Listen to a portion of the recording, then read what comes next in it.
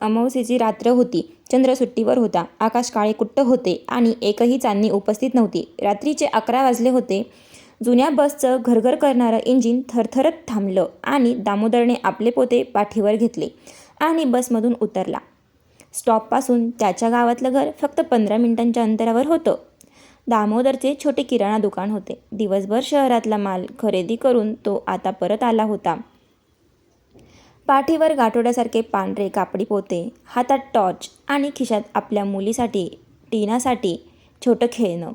सेलवर चालणारं, बटन दाबल्यावर उडणारं रंगीबेरंगी फुलपाखरू, ज्याला पाहून त्याची 2 वर्षाची मुलगी हसत हसत आनंदाने नाचेल हे त्याला माहीत होतं. दामोदर रस्ता चालू लागला. तो शहरातून नेहमी माल आणायचा, परंतु आज जरा त्याला जास्तच उशीर झाला होता. दामोदर रस्ता चालू लागला. तो शहरातून नेहमी माल आणायचा, परंतु आज जरा त्याला जास्तच उशीर झाला होता. रस्त्यावर एकही माणूस नव्हता. थंड वारा सुटला होता आणि पाय वाटेच्या दोन्ही बाजूला दाट झाडं होती. पानांचा सळसळता आवाज आणि दूरवरून कधीमधी एखाद्या घुबडाचा घोगरा आवाज. दामोदरने टॉर्चचा प्रकाश पुढे टाकला. झाडांच्या सावल्या रस्त्यावर अस्ताव्यस्त पसरल्या. अर्धा रस्ता पार झाल्यावर तो त्या ठिकाणी पोहोचला जिथे जुनं स्मशान लागायचं. गावातल्या लोकांमध्ये अफवा होती की त्या स्मशानाजवळून जाताना रात्रीच्या वेळी अतृप्त आत्मे एकट्या चालणाऱ्या व्यक्तीला चकवा देतात, भ्रमिष्ट बनवतात. फक्त एखाद दुसराच धीटमनाचा व्यक्ती त्यातून सही सलामत सुटतो म्हणे. पण दामोदर या गोष्टींवर फारसा विश्वास ठेवत नव्हता. आणि मला सांगा, विश्वास ठेवला किंवा नाही ठेवला तरी त्याला आज या रस्त्यावरून चालणे भाग होतेच. स्वतःला दिलासा देत तो म्हणाला, लोक काहीही सांगतात, मनाचा खेळ असतो हा सगळा. विविध डॉक्टर आणि सायंटिस्ट हेच सांगतात की भूत वगैरे सगळे खोटे असतं. मोठ्याने ओरडला आणि तेवढ्यात टॉर्चचा प्रकाश मंद झाला. बल्बमधून फडफड आवाज आला आणि प्रकाश बंद झाला. आणि इकडे त्याच्या खिशातील मोबाईल एखाद्या मरणाऱ्या किड्यासारखा वळवळ करून भयंकर पद्धतीने व्हायब्रेट होऊन आपोआप स्विच ऑफ झाला. या प्रकारामुळे तो घाबरून त्याने मोबाईल खिशातून बाहेर काढला आणि स्विच ऑन करण्याचा प्रयत्न केला, पण तो ऑनच होत नव्हता. शेवटी त्याने नाच सोडला आणि मोबाईल खिशात ठेवून दिला. अरे बापरे, हे काय झाले? मोबाईल बंद आणि टॉर्च पण बंद. दामोदरने हाताने टॉर्चवर जोरजोरात ठोकले, पण प्रकाश आला नाही. शेवटी त्याने टॉर्च पण दुसऱ्या खिशात ठेवून दिली. त्याचवेळी झुडपातून असा आवाज आला, जणू एखादं कष्टाने श्वास घेतणारं जनावर गुरगुरत करत होतं. दामोदर लटलट कापू लागला. थंड हवेतही त्याला घाम आला. त्याने चालण्याची गती वाढवली, पण वाट जसजशी पुढे गेली तसं त्याला वाटायला लागलं की हा रस्ता काहीतरी वेगळाच आहे.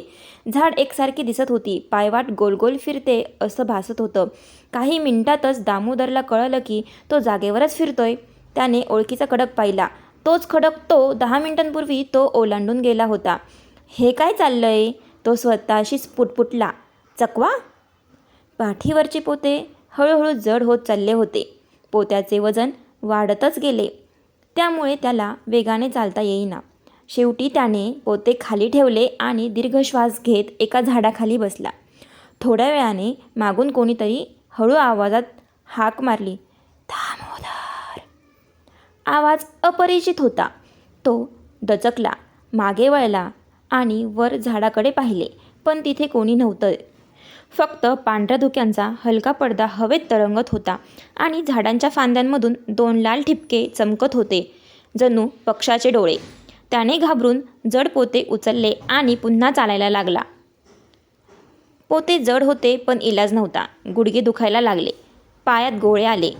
एका झाडाजवळ येताच स्मशानाकडून वेगाने येणाऱ्या वाऱ्याने राखेसारखा धूर सोबत आणला आणि त्याच्या चेहऱ्यावर उडवला. त्या धुरात त्याला एक भयानक चेहरा दिसला. डोळे काळे होते आणि ओठांवर भयानक हसू होते. आता मात्र त्याची सहनशक्ती संपली. त्याने पोते त्या झाडाखाली ठेवले. पैशांचे नुकसान होणार होते, पण जीवापेक्षा पैशाचे काय मोल? पोते तिथेच सोडून तो घाबरून पळू लागला, पण कितीही पळाला तरी रस्ता संपत नव्हता. दरवेळी ते झाड ओलांडल्यावर पुन्हा तेच झाड दिसायचं. तिथे त्याचे पोते ठेवलेले दिसायचे. जणू वेळ थांबली होती, जागा फिरत होती आणि तो स्वतःच त्या चक्रात अडकला होता. त्याच्या मागे मागे तो राखेचा धूर पाठलाग करत होता. पुन्हा ते झाड आलं आणि तिथे ठेवलेल्या त्याच्या पोत्याला ठेस लागून अंधारात धडपडला. खिशातून रंगीत फुलपाखरू जमिनीवर पडलं. जमिनीवर पडलेलं असताना त्याला दिसलं की ते फुलपाखरू चकाकत होतं. जणू फुलपाखराचे डोळे त्याच्याकडे बघत होतं. ते अचानक उडायला लागलं. धूळ झटकून दामोदर उठला, उभा राहिला. आता फुलपाखराच्या पंखातून फडफड आवाज येऊ लागला आणि तो आवाज इतका मोठा झाला की त्याच्या कानाला असह्य झालं. पोते गेले तर गेले, पण कमीत कमी फुलपाखरू तरी हातची जायला नको. टीना छकुलीसाठी, तिच्या आनंदासाठी मला फुलपाखरू पकडायला हवे, असे म्हणून त्याने ते फुलपाखरू पकडण्याचा आटोकाट प्रयत्न केला. पण ते त्याला हुलकावणी देत गेले. तसेच त्याच्या चेहऱ्याच्या अतिभोवती सर्व बाजूंनी राखेचा धूर पसरला. त्यामुळे काही वेळ त्याला दिसेनासे झाले. शेवटी ते फुलपाखरू झाडावर जाऊन बसले. फुलपाखराच्या पंखाचा फडफड आवाज खूपच मोठा झाला.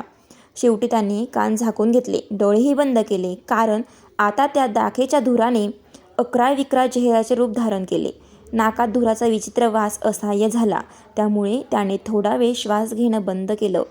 अचानक आवाज बंद झाला. राखेच्या धुराचा वास येणं बंद झालं. फुलपाखरू झाडावर बसलेले असताना ते त्याला पकडणे शक्य नव्हते.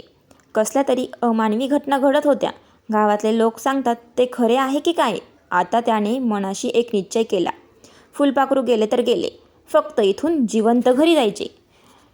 ऊन लागू नये म्हणून डोक्याला बांधायला आणलेला पांढरा मोठा रुमाल त्याने खिशातून बाहेर काढला. त्याची घडी करून पट्टी बनवली आणि डोळ्यांवरती बांधली. आता तो डोळ्यांवर पट्टी बांधूनच चालणार होता.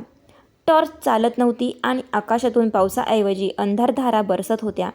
मग उघड्या डोळ्यांनी अंधारात अभद्र गोष्टी पाहण्यापेक्षा डोळ्यांवर पट्टी बांधून चाललेले बरे, असे ठरवून तो पुढे चालू लागला. कुठे धडकलो तरी हरकत नाही, पण मी आता डोळ्यावरची पट्टी काढणार नाही, कारण चकव्यामुळे पुन्हा पुन्हा तेच ठिकाण आल्यावर जी भीती निर्माण होते त्या भीतीपासून आता सुटका होईल. कधी ना कधी तरी सकाळ होईलच ना, असा ठाम निश्चय करून तो वेगाने चालू लागला. पुढची पायवाट सरळच होती. डोळ्याला पट्टी बांधलेल्या अवस्थेत तो पळत राहिला.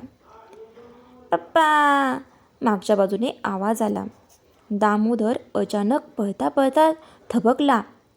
टीना, इथे. आहो पप्पा, माझे फुलपाखरू तुम्ही विसरू नका. ते झाडावर बसले आहे, त्याला पकडा. नाही, हा भ्रम आहे. मागे माझी मुलगी नाही. अशी मनाची समजून करत तो आणखी वेगाने पुढे पुढे चालू लागला आणि पळायला लागला. पप्पा, मी ते फुलपाखरू पकडायला झाडावर चढले, पण ते वल उंच उडाले. पप्पा वाचवा, मी झाडावरून खाली पडते आहे. पण हा आवाज तोंडात बोळा कोंबून बोलल्यासारखा वाटत होता. एका क्षणी त्याला वाटले की डोळ्यावरची पट्टी काढून मागे वळून बघावे, पण त्याने इच्छा मनात दाबली आणि घाबरून तो अक्षरशः पिसाटल्यासारखा वेगाने पळत सुटला. आणि पुन्हा ते झाड आलं. त्याने ठेवलेल्या जड पोत्याला अडखळून तो जोराचा हवेत उडाला आणि झाडाला जोरात चेहरा, नाक, डोके आपटले. जाऊन तो एका दगडावर पडला आणि गतप्राण झाला. तेच झाड होते जिथे त्याचे पोते ठेवलेले होते आणि झाडावर ते फुलपाखरू एका फांदीवर बसून पंख फडफडवत होते. पप्पा, झाडावरचं फुलपाखरू बसेल. पप्पा, झाडावरचं फुलपाखरू बसेल. झोपेत टीना बडबड करत होती. हे ऐकून दामोदरची वाट बघत झोप लागलेली दामोदरची पत्नी दामिनी दचकून जागी झाली. केव्हाचा फोन लावते आहे, पण यांचा फोन स्विच ऑफ का येतो आहे याची तिला आधीच काळजी वाटत होती आणि आता ही टीना बडबड करते आहे. आधीच आज अमावस्या आहे आणि तशात यांना यायला उशीर झाला. तिने टीनाला हलवून जागे केले. टीना जागी झाली, पलंगावरून उठून बसली आणि डोळे चोळत मोठ्याने रडू लागली. तेवढ्यात दरवाजावर जोरजोरात टकटक झाली. टीना बेटा, मी आलोय ग.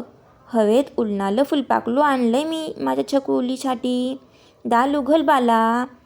रडायचे थांबून आनंदाने टीना छकुलीने बेडवरून खाली उडी मारली आणि माझा पप्पा आला, माझा पप्पा आला असे म्हणत ती दार उघडायला धावली. तेवढ्यात घरातल्या घड्याळाचे 12 ठोके झाले आणि टीनाने दार उघडले.